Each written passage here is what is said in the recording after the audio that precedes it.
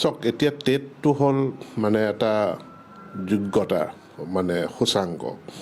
গতিকে টেট নহ'লে শিক্ষকত আমি নিযুক্তি দিব নোৱাৰোঁ গতিকে টেট পাছ কৰিবই লাগিব কিন্তু টেট পাছ কৰাৰ কাৰণে চাকৰি পাব এইটোৰ গেৰাণ্টিটো তাত নাথাকে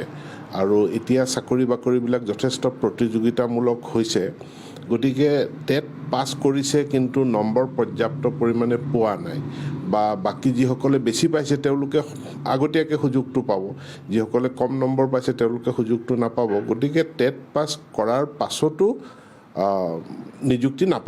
নাপাব পাৰে এতেকে মই যথেষ্ট ছাত্ৰ ছাত্ৰীসকলক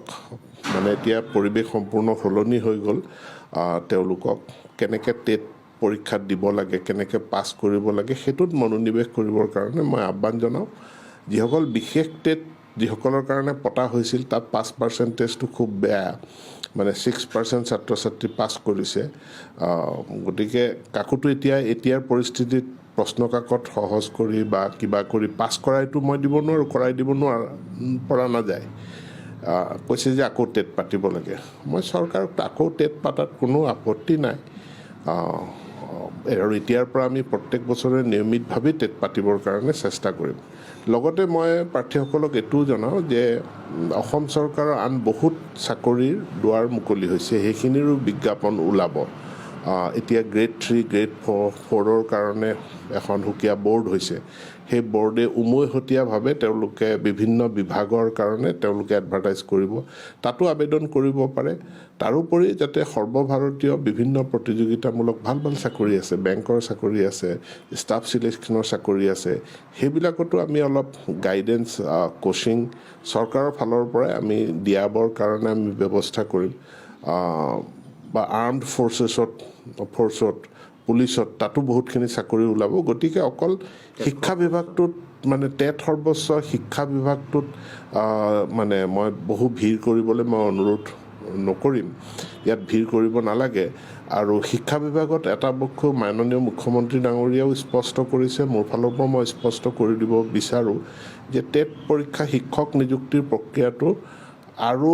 মানে চালনীৰে পানী নসৰকা নিচিনা এটা ব্যৱস্থা হ'ব কাৰণ আমাক বেষ্ট হিউমেন ৰিচোৰ্চ লাগে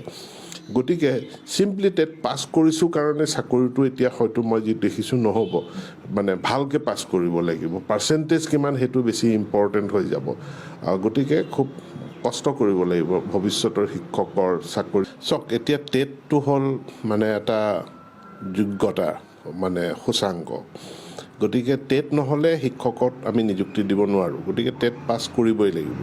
কিন্তু টেট পাছ কৰাৰ কাৰণে চাকৰি পাব এইটোৰ গেৰাণ্টিটো তাত নাথাকে আৰু এতিয়া চাকৰি বাকৰিবিলাক যথেষ্ট প্ৰতিযোগিতামূলক হৈছে গতিকে টেট পাছ কৰিছে কিন্তু নম্বৰ পৰ্যাপ্ত পৰিমাণে পোৱা নাই বা বাকী যিসকলে বেছি পাইছে তেওঁলোকে আগতীয়াকৈ সুযোগটো পাব যিসকলে কম নম্বৰ পাইছে তেওঁলোকে সুযোগটো নাপাব গতিকে টেট পাছ কৰাৰ পাছতো নিযুক্তি নাপাব পাৰে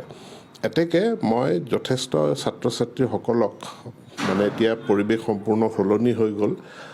তেওঁলোকক কেনেকৈ টেট পৰীক্ষাত দিব লাগে কেনেকৈ পাছ কৰিব লাগে সেইটোত মনোনিৱেশ কৰিবৰ কাৰণে মই আহ্বান জনাওঁ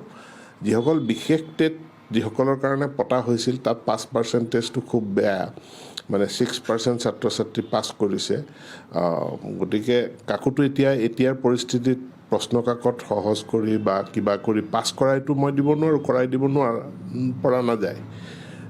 কৈছে যে আকৌ টেট পাতিব লাগে মই চৰকাৰক আকৌ টেট পাতাত কোনো আপত্তি নাই আৰু এতিয়াৰ পৰা আমি প্ৰত্যেক বছৰে নিয়মিতভাৱে টেট পাতিবৰ কাৰণে চেষ্টা কৰিম লগতে মই প্ৰাৰ্থীসকলক এইটোও জনাওঁ যে অসম চৰকাৰৰ আন বহুত চাকৰিৰ দুৱাৰ মুকলি হৈছে সেইখিনিৰো বিজ্ঞাপন ওলাব এতিয়া গ্ৰেড 3 গ্ৰেড 4ৰ কাৰণে এখন সুকীয়া বৰ্ড হৈছে সেই বৰ্ডে উমৈহতীয়াভাৱে তেওঁলোকে বিভিন্ন বিভাগৰ কাৰণে তেওঁলোকে এডভাৰটাইজ কৰিব তাতো আবেদন কৰিব পাৰে তাৰোপৰি যাতে সৰ্বভাৰতীয় বিভিন্ন প্ৰতিযোগিতামূলক ভাল চাকৰি আছে বেংকৰ চাকৰি আছে ষ্টাফ চিলেকশ্যনৰ চাকৰি আছে সেইবিলাকতো আমি অলপ গাইডেন্স কোচিং চৰকাৰৰ ফালৰ পৰাই আমি দিয়াবৰ কাৰণে আমি ব্যৱস্থা কৰিম বা আৰ্মড ফ'ৰ্চত পুলিচত তাতো বহুতখিনি চাকৰি ওলাব গতিকে অকল শিক্ষা বিভাগটোত মানে টেট সৰ্বোচ্চ শিক্ষা বিভাগটোত মানে মই বহু ভিৰ কৰিবলৈ মই অনুৰোধ নকৰিম,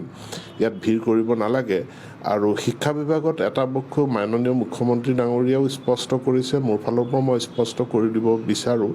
যে টেট পৰীক্ষা শিক্ষক নিযুক্তিৰ প্ৰক্ৰিয়াটো আৰু মানে চালনীৰে পানী নসৰকা নিচিনা এটা ব্যৱস্থা হ'ব, কাৰণ আমাক বেষ্ট হিউমেন ৰিচোৰ্চ লাগে। গতিকে চিম্পলি টেট পাছ কৰিছোঁ কাৰণে চাকৰিটো এতিয়া হয়তো মই যি দেখিছোঁ নহ'ব, মানে ভালকৈ পাছ কৰিব লাগিব, পাৰ্চেণ্টেজ কিমান সেইটো বেছি ইম্পৰ্টেণ্ট হৈ যাব। গতিকে খুব কষ্ট কৰিব লাগিব ভৱিষ্যতৰ শিক্ষকৰ